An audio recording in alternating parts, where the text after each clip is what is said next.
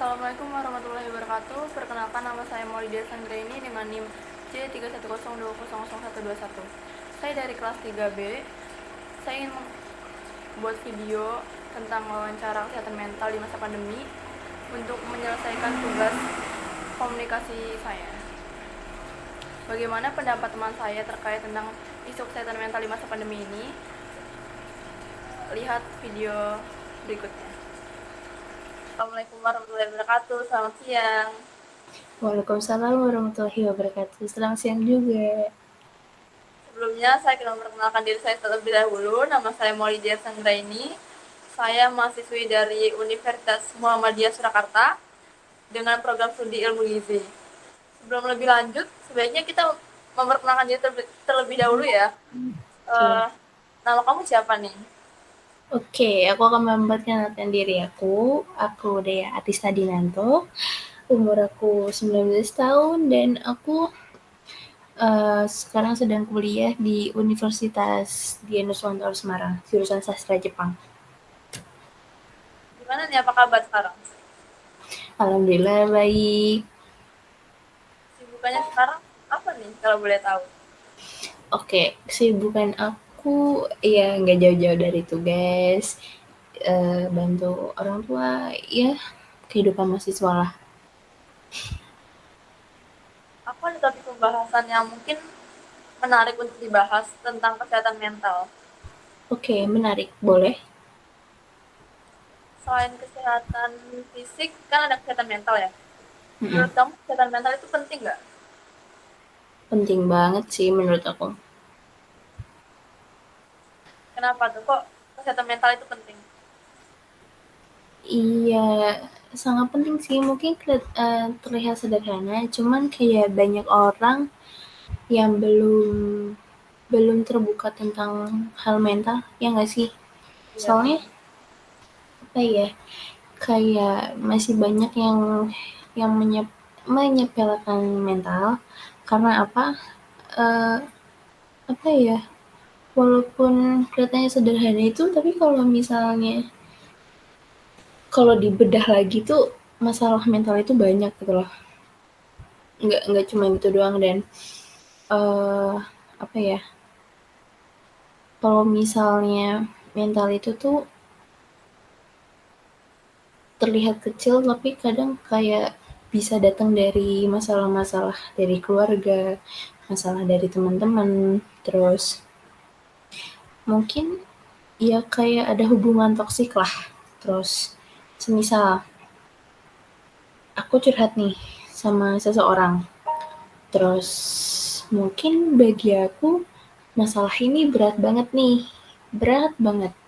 Terus tapi ternyata lawan bicara aku tuh kayak dengan jawab, halah gitu doang, kayaknya gampang gitu-gitu. Tapi kan terkadang di satu sisi itu, ya menurut aku ini tuh berat gitu loh, berat banget yang harus kita hadapin gitu. Tapi tuh kenapa kenapa kayak gak jawab aja sih, ya udah semangat dikata-kata dengan baik. Terkadang kalau kita udah kayak disepelekan jadinya kayak nggak mau cerita lagi sama orang, jadi ya udahlah dipendem aja, jadi kan sakit walaupun kelihatannya tuh simple, tapi tuh kalau kalau ditahan, kita banyak masalah terus kita tahan, itu tuh jadinya nggak baik sebenarnya, merusak mental sih sebenarnya.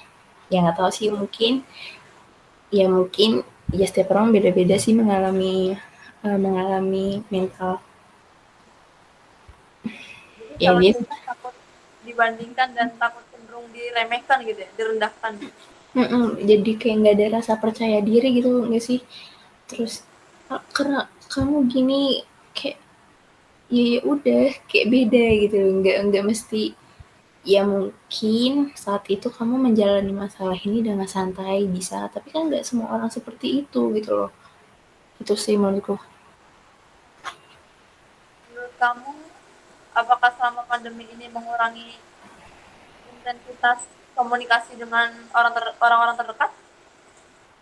Iya menurutku lumayan sih, karena kayak kita dibatasi, di lockdown, kita harus social distancing, dan kita harus jaga jarak. Iya pokoknya pergerakan tuh kayak dibatasi gitu loh. Jadi kurang, apalagi virtual kayak susah-susah gampang sih. Ya ada enaknya ada enggaknya sih. Menurut kamu seberapa penting sih komunikasi dalam hal menjaga kesehatan mental itu? Um, Ya penting banget sih. Penting banget berarti. Komunikasi di masa pandemi seperti ini apakah berpengaruh pada kesehatan mental? Gimana nih bagaimana pengaruhnya? Kalau menurut aku sih iya, karena ini pengalaman pribadi aja ya, maksudnya kayak aku itu tipikal orang yang sebenarnya gampang bergaul sama orang dan lebih senang banyak komunikasi dengan orang. Terus tapi ketika ketika ada kondisi pandemi semua harus di lockdown, harus dibatasi, itu ya mungkin awalnya kayak oh enak nih kita libur seminggu 2 minggu, ternyata malah sampai 2 tahun. Kayak aduh, shock banget kan. Dan apa ya, eh jujur aku selama pandemi ini ngerasa ngerasa stres ya, mungkin yang mungkin orang tua kita juga lebih stres kali ya, cuma kita kan di sisi stresnya karena mungkin tugas, terus apalagi kita juga daring. Terus contoh kecilnya tuh, aku tuh tipikal yang suka main keluar, maksudnya suka ya bertemu dengan orang banyak, suka ngobrol, suka sharing atau ketemu orang baru. Itu kan kayak suatu komunikasi yang ya kayak kita semakin banyak kenal, banyak relasi. Nah, terus habis itu terus apalagi kita juga kuliahnya daring. Udah semester 3 masih daring, karena aku juga lebih senang kalau belajar itu iya keadaan sebelum pandemi. Jadi kan kalau misalnya kita di sekolah, kita bisa bisa nanya nih ke temen, oh ini gini gini gini. Maksudnya lebih kalau ketemu secara langsung itu kan lebih lebih jelas. Nah, kadang kalau misalnya dosen kita ngajar lewat Gmeet atau kita belajar bareng sama temen lewat Gmeet atau Zoom, itu kan terkadang ada problemnya tuh banyak. Kayak entah sinyalnya sana putus, entah hujan atau ya atau butuh kuota ekstra yang banyak untuk misalnya pakai Zoom atau Gmeet. Terus iya pokoknya kan lebih lebih asik tuh kalau kita tuh ketemu gitu loh, yang nggak banyak problem gitu lah, intinya seperti itu. Harus beradaptasi baru lagi berarti dari yang biasa tatap muka jadi virtual, dan belum lagi ya seperti yang diomongin tadi kendala sinyal, kan kita nggak bisa kendaliin ya kalau kendala sinyal itu.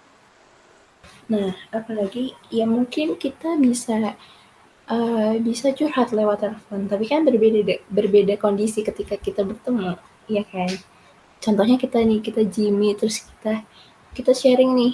Sebenarnya iya bisa-bisa saja, tapi kan agak rasanya beda nggak sih tiba-tiba entah sinyal kamu misalnya down, terus atau sinyalku sebaliknya. Jadi kayak ya gimana ya? Ya seperti itulah. Susah-susah gampang sebenarnya. Kalau boleh tahu gimana nih cara kamu menjaga kesehatan di masa pandemi seperti sekarang ini? Menjaga kesehatan di pandemi. Kalau kalau dari caraku sendiri ini, um, selalu berusaha berterima kasih pada diri sendiri, bersyukur kayak oh terima kasih ya udah ngelewatin hari ini gitu, kayak iya ngobrol aja sama diri sendiri, terus atau melakukan hal yang positif. Jadi tuh kalau misalnya kita kita berpikir positif, pasti apapun yang kita kerjakan itu bakal hasilnya tuh baik gitu, insya Allah gitu. Tapi kalau misalnya kita ada negatifnya itu pasti nanti ngerasanya kemerongsong gitu loh, ngerti gak sih? Kayak gegabah, tiba-tiba begini, tiba-tiba kayak ada aja yang gagal gitu. Iya pasti setiap setiap apapun itu pasti ada gagalnya juga kan. Cuman tapi kalau kita lebih tenang, lebih ya ibaratnya vibes-nya tuh positif gitu loh, pasti kayak lancar-lancar aja gitu loh. Terus kalau misalnya lagi stres karena tugas, aku tuh ya pokoknya atau stres karena hal yang lainnya gitu lah. Aku tuh biasanya kalau nggak iya paling nonton drakor atau nonton YouTube, pokoknya yang menghibur diri gitu loh, yang membuat mood kita tuh naik. Pasti nanti kalau kita moodnya udah lebih baik, lebih lebih santai, terus jadi tuh kita mau ngelakuin apapun tuh lebih lebih enak gitu loh kalau misalnya, oh mood kita udah baik nih, jadi kita mau ngerjain tugas pun jadi enak gitu loh, nggak kecampur yang lainnya. Maksudnya ya udah fokus gitu loh, jadinya lancar insya Allah gitu. Dan terlalu berporsi banget berarti ya. Kayak mental Mm. kita kan kayak mood kita lagi nggak baik nih. Kita memaksakan pekerjaan suatu itu jadi nggak enak gitu ya. Harus nunggu mood yang baik dulu. Mm-mm. Iya, ya mungkin ada beberapa orang yang misalnya dikasih tugas mungkin langsung bisa ngerjain, tapi kan nggak semua orang seperti itu. Kalau aku lebih kayak ngumpulin mood dulu, soalnya nanti kalau aku di awal ngerjain tugas tapi moodku nggak baik, kayak di otak tuh rasanya kayak dipaksa gitu loh, dipaksa bekerja tapi nggak bisa, jadinya kayak ruwet gitu, pusing, stres sendiri. Nah makanya itu aku kayak entah misalnya nonton YouTube dulu, nyari referensi atau ya hiburan lah, misalnya nonton Instagram, TikTok, kita ngeliat-ngeliat siapa tahu nanti kayak ada ada ya mungkin ada inspirasi nanti buat ngerjain tugas kayak gitu-gitu. Masa pandemi seperti ini banyak yang dibatasi nih, seperti jarak kan, kayak social distancing gitu.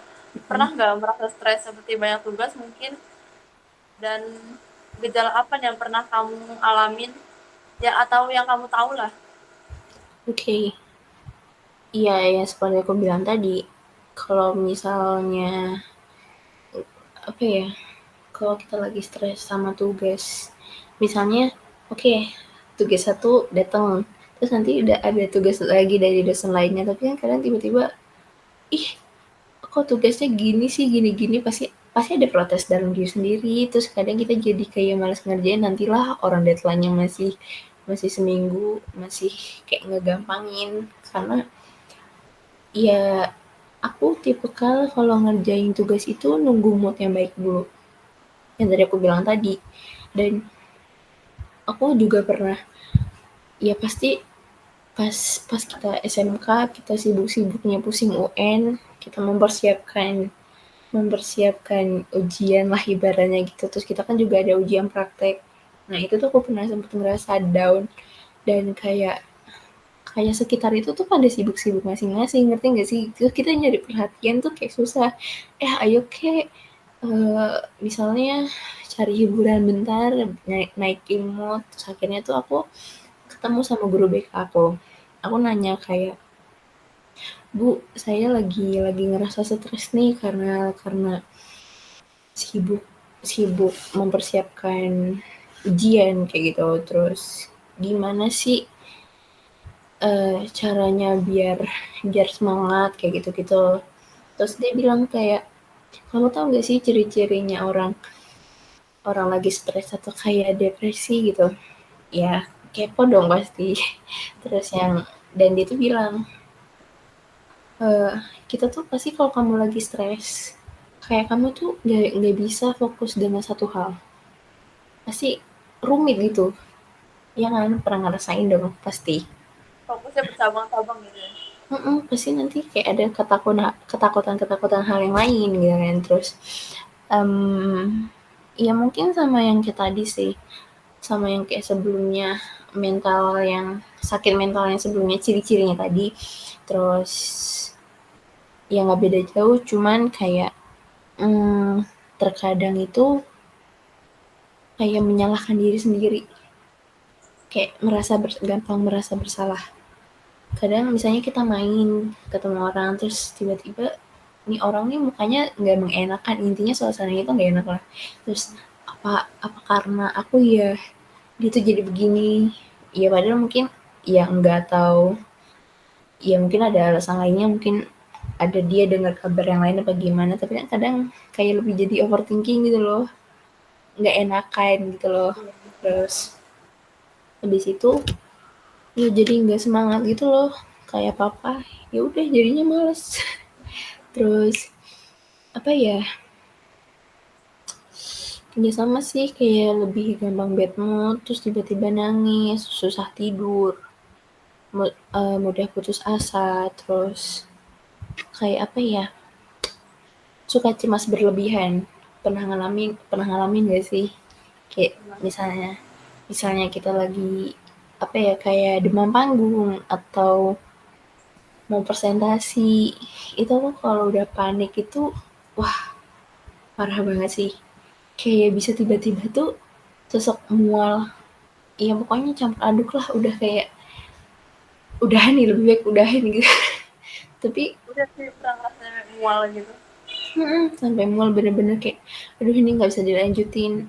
Ya karena aku pernah lagi bener-bener aku ujian percakapan bahasa Jepang, itu bener-bener kayak apa ya, tiba-tiba tuh ngeblank banget, terus rasanya mual, deg-deg-degnya tuh parah, bener-bener parah. Akhirnya cuma tenangin diri, ambil napas kayak gitu pelan-pelan.